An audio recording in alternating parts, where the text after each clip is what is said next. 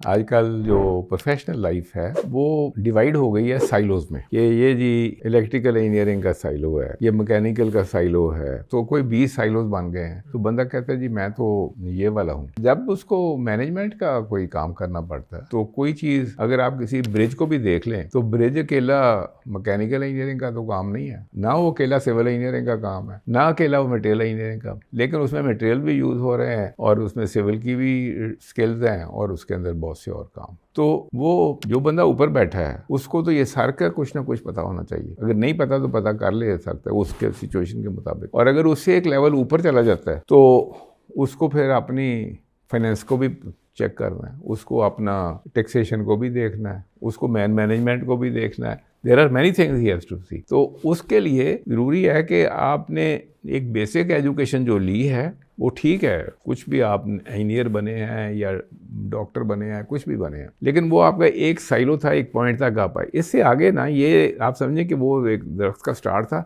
अब ये जो अगली शाखें हैं ये करेंगी तो फिर ये खेल आगे चलेगा। तो इसलिए ज़िंदगी में, प्रैक्टिकल लाइफ में, साइलोज में आप अगर करते रहेंगे तो फिर वही करते रहेंगे जो शुरू से करना शुरू किया था। अगर आपने वाकई ग्रो करना है तो आप अपने साइलो के अलावा भी आपको ग्रो करना है। You have to think like a manager, like a chief executive, कि फिर आप हर चीज़ आपका सब्जेक्ट बन जाता है।